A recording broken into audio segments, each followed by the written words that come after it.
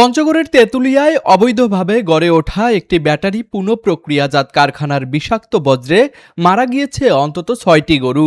দূষিত হচ্ছে কৃষিজমি, গাছপালা, পুকুরের মাছ ও পরিবেশ। ক্ষতিগ্রস্তদের অভিযোগ, কারখানার অ্যাসিড ও রাসায়নিক বজ্রই এই বিপর্যয়ের কারণ।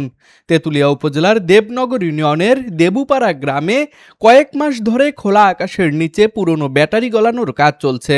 ব্যাটারি থেকে বের হওয়া অ্যাসিড, সীসাসহ বিষাক্ত বজ্র ছড়িয়ে পড়ছে আশেপাশের জমি ও পানিতে।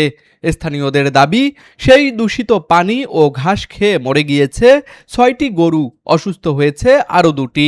আমাদের এখানে একটা কোম্পানি কোম্পানি বাসার পরে পুরানা ব্যাটারি আনে এখানে ধলাই করে এখানে ওই পানির পুকুরের মধ্যে পানি ফেলায়।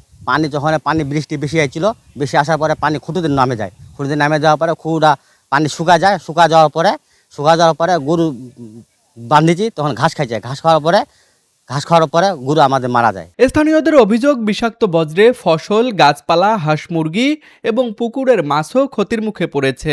কারখানার কার্যক্রমের সঙ্গে স্থানীয় সুমন রেজা সহ কয়েকজনের সম্পৃক্ততা রয়েছে বলেও অভিযোগ করেছেন স্থানীয়রা। জমির মালিক দাবি করেছেন, কারখানা স্থাপনের বিষয়টি তিনি জানতেন না। তার ভাতিজা সুমন কারখানাটি এখানে বসায় এবং বাধা দিলেও তা মানেনি। তবে এই ঘটনার সাথে জড়িত থাকার বিষয়টি অস্বীকার করেছেন সুমন রেজা। রাতের বেলা মোটামুটি রাত 10টার পরে কাজ শুরু করে। এই করার পরে আমার চাচার 3টা গরু মারা গেছে, আমার বরাবর একটা মারা গেছে, একটা অসুস্থ।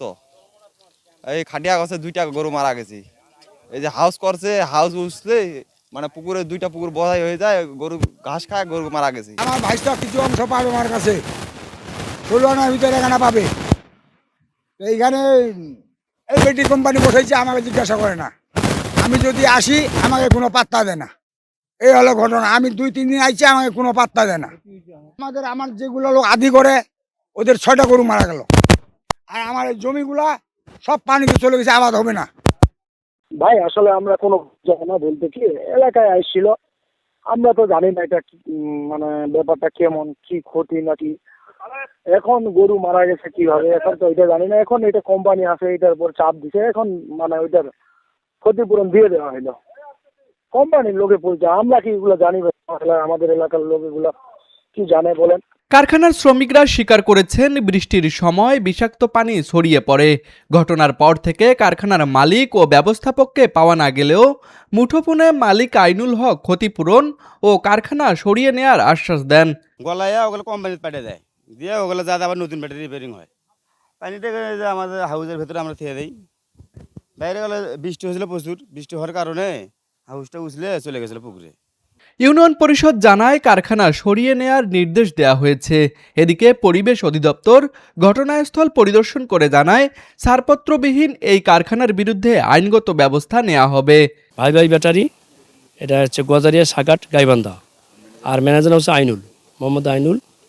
এটা আমরা সব রকম যে মামলা বা অন্যান্য বিষয়ের জন্য আমরা সুপারিশ দিয়ে দেবো, যদি আমাদের ঊর্ধ্বতন কর্তৃপক্ষ মামলার করতে দেয়। আমি এই যে সব নামগুলো অ্যাড্রেস নিছি, আমরা প্রয়োজনে মামলা করে দেবো ইনশাআল্লাহ। অবৈধ ব্যাটারি পুনঃপ্রক্রিয়াজাত কারখানার বিষাক্ত বজ্রে শুধু গবাদি পশুই নয়, পরিবেশ ও জনস্বাস্থ্যের উপরও তৈরি হয়েছে বড় ধরনের ঝুঁকির আশঙ্কা। তাই দ্রুত কারখানা বন্ধ করে তদন্ত করে ক্ষতিপূরণ এবং দায়ীদের বিরুদ্ধে কার্যকরী ব্যবস্থা নেয়ার দাবি জানিয়েছেন ভুক্তভোগীরা। পঞ্চগড় প্রতিনিধির পাঠানো তথ্যচিত্রে তুষার আচার্য, ডেস্ক রিপোর্ট, RCTV।